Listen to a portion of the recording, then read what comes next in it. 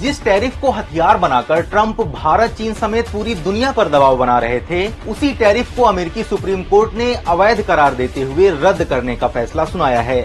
ये ट्रंप के लिए बड़ा झटका है। फैसले के बाद आनन फानन में ट्रंप ने ट्रेड एक्ट 1974 के सेक्शन 122 का इस्तेमाल करके दुनिया भर पर 10% अस्थायी टैरिफ लगा दिया है। नमस्ते, मैं हूं आदित्य। क्या अमेरिका अब अवैध टैरिफ से वसूले पैसे लौटा देगा?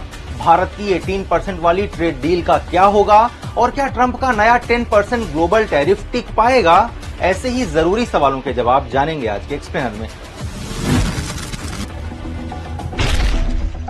सबसे पहले जानिए कि आखिर अमेरिकी सुप्रीम कोर्ट ने ट्रंप के टैरिफ को अवैध क्यों ठहराया। 2025 में दोबारा राष्ट्रपति बनने के बाद ट्रंप ने देश में नेशनल इमरजेंसी घोषित की। International emergency economic powers act यानी IEEPA लागू करके स्वीपिंग टैरिफ लागू कर दिए। इसका सबसे ज्यादा असर चीन, कनाडा, मैक्सिको और भारत जैसे देशों पर पड़ा।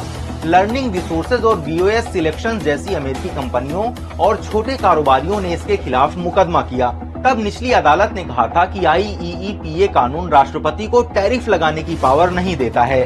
ट्रंप प्रशासन ने सुप्रीम कोर्ट में अपील की। इस पर 20 फरवरी 2026 को फैसला सुनाते हुए सुप्रीम कोर्ट के 9 जजों की बेंच ने 6-3 के बहुमत से टैरिफ को रद्द कर दिया है। चीफ जस्टिस जॉन रॉबर्ट्स ने कहा, IEEPA कानून राष्ट्रपति को टैरिफ लगाने की अनुमति नहीं देता। वो असीमित रेट से किसी भी देश पर एक तरफा टैरिफ लागू नहीं कर सकते। उन्हें संसद से इसकी स्पष्ट मंजूरी मिलनी चाहिए थी। तो क्या ट्रंप के लगाए सभी तरह के टैरिफ अब रद्द हो गए हैं?